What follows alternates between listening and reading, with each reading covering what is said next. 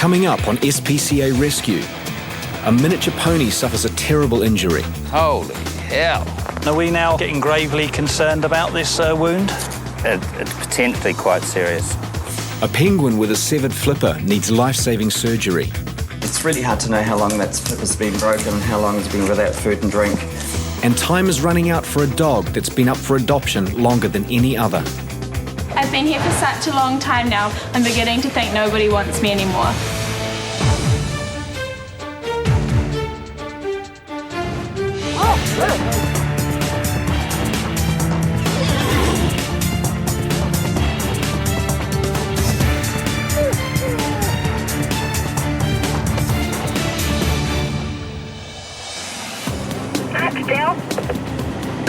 Yeah, Del, go ahead, Tweenie.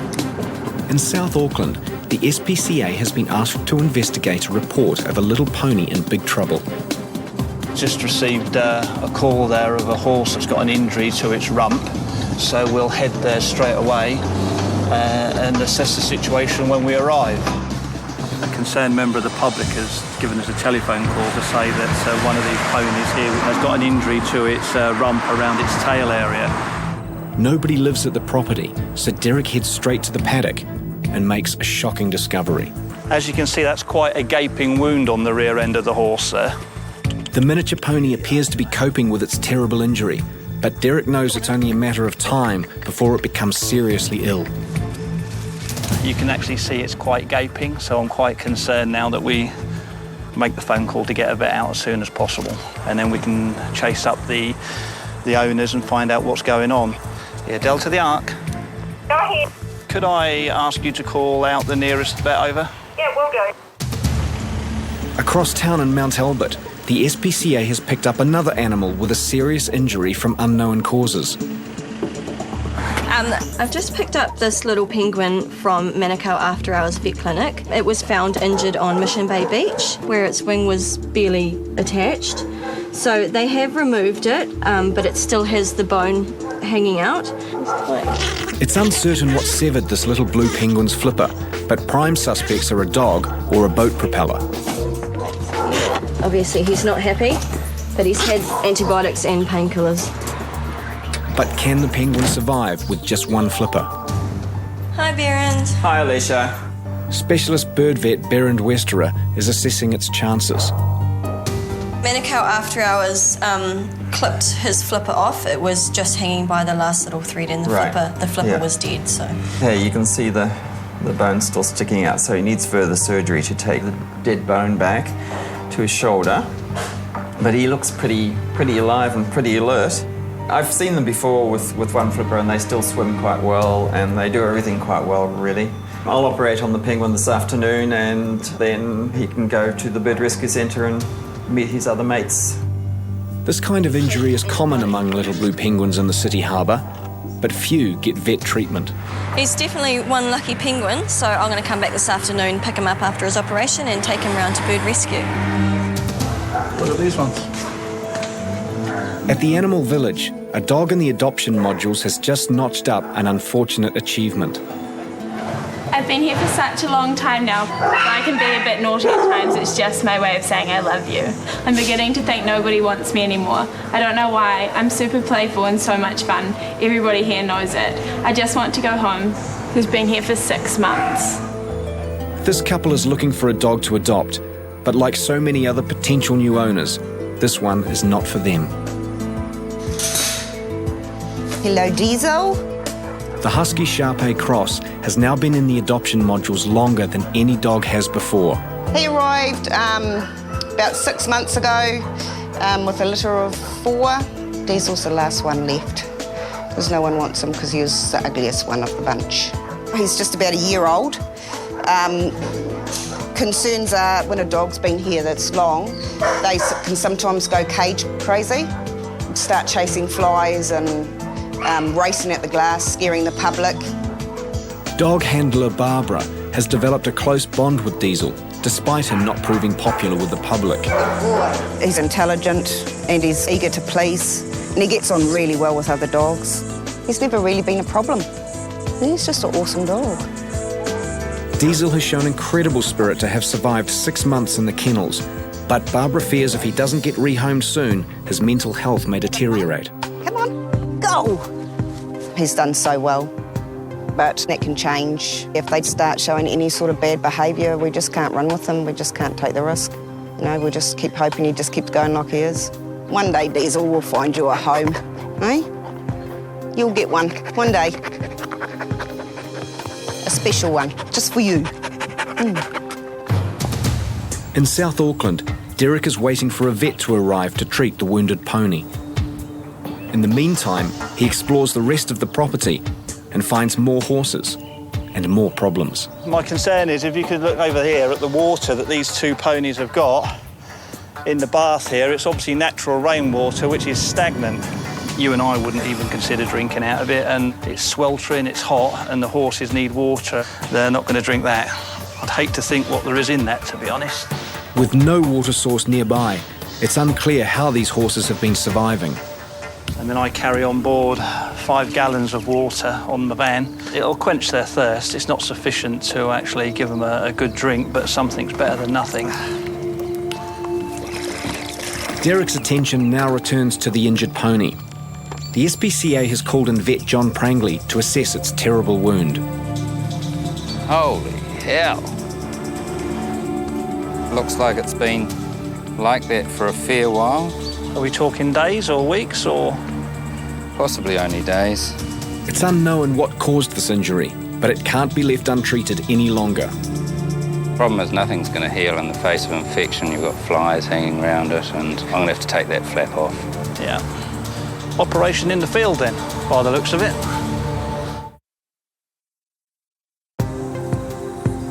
The miniature pony has been anaesthetised for an emergency operation to treat its mysterious wound. First thing is reduce the amount of hair that's irritating it on this tail. Vet John wants to remove a large flap of skin from the horse, but there is a problem. If we take all of that tissue there off, that tail is going to rub into our wound. And that if we don't get a clean wound at the end of it, it's not going to heal properly, and it'll just be chronic and ongoing. Are we now getting gravely concerned about this wound?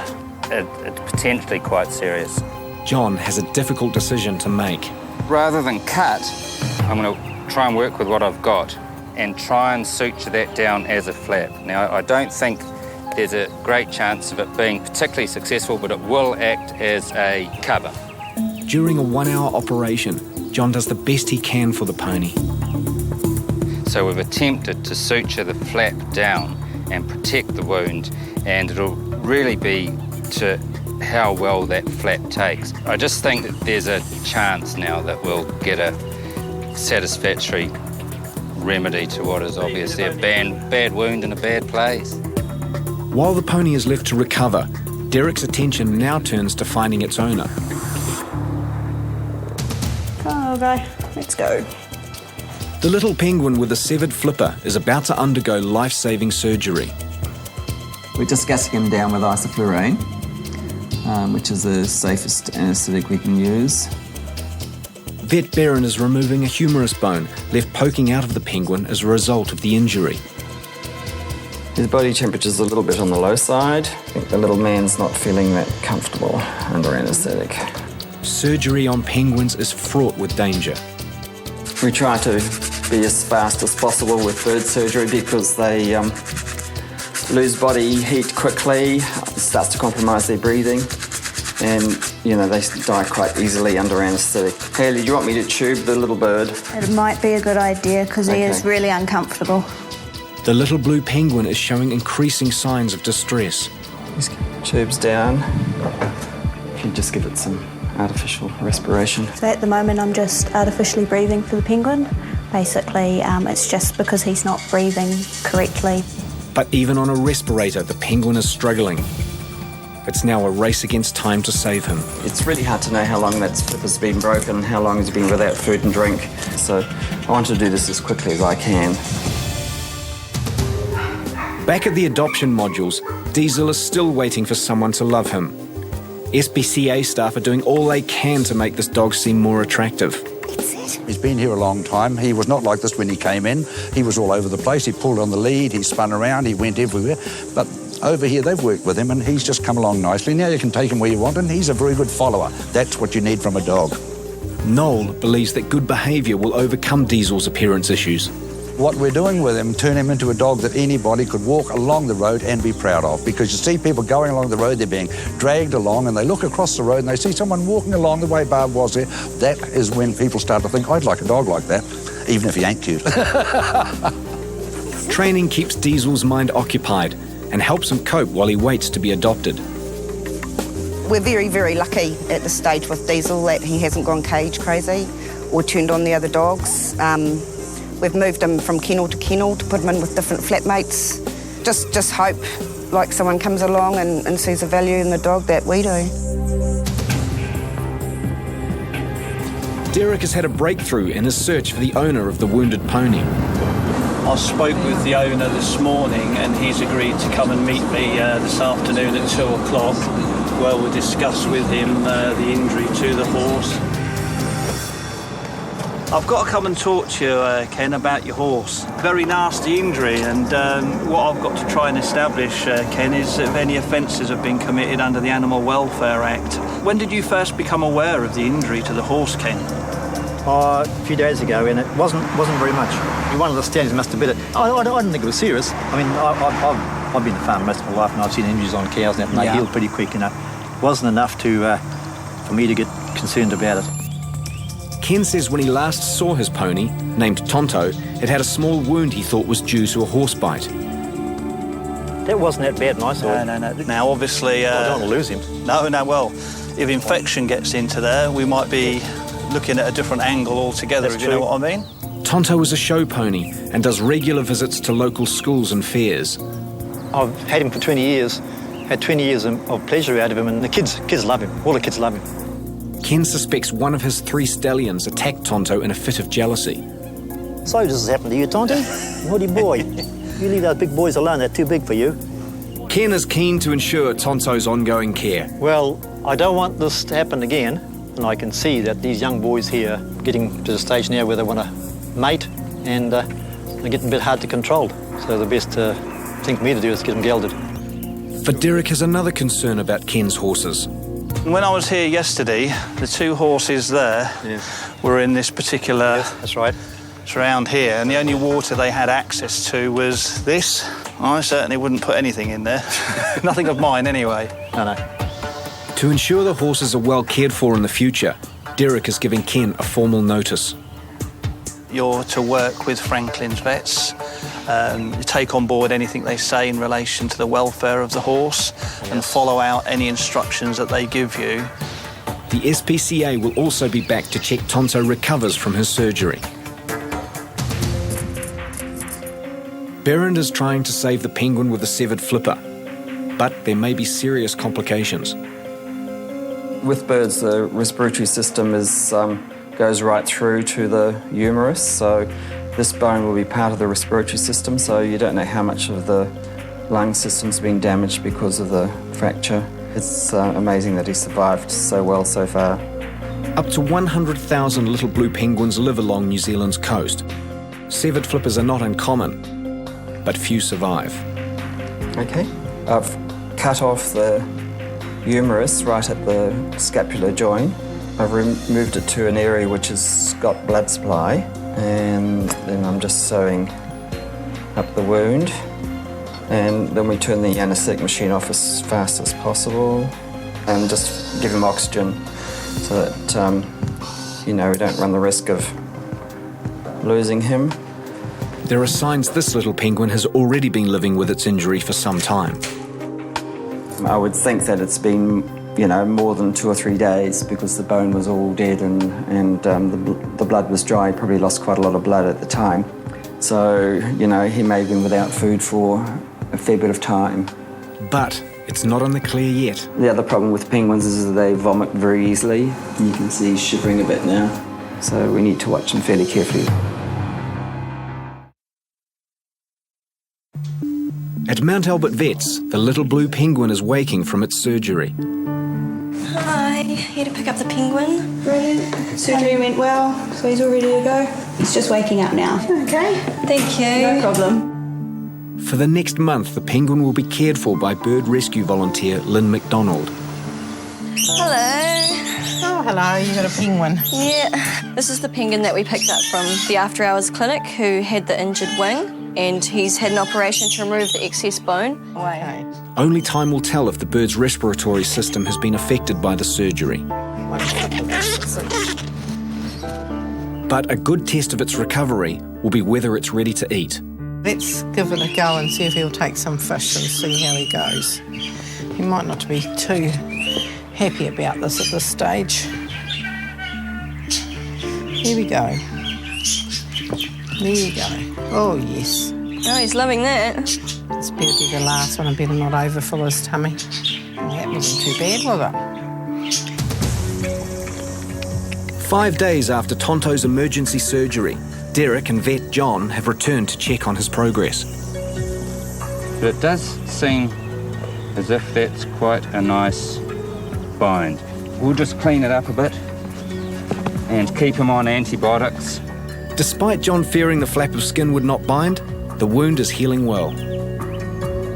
I think long term this horse is going to make a really good, huge improvement. The prognosis is very good. Tonto still has a way to go, but Ken is already planning his return to work. Yeah, hopefully I'll be able to get Tonto out in about 3 weeks' time and do a show. And I'm quite sure that he will be okay. He will be. If he's not, which I doubt, I wouldn't take him. Now the vet's attention turns to the rest of Ken's herd. Ken's seen the potential that these horses can do to each other when they're play fighting and they're out in this kind of weather and in the summer, and they can cause drastic injuries.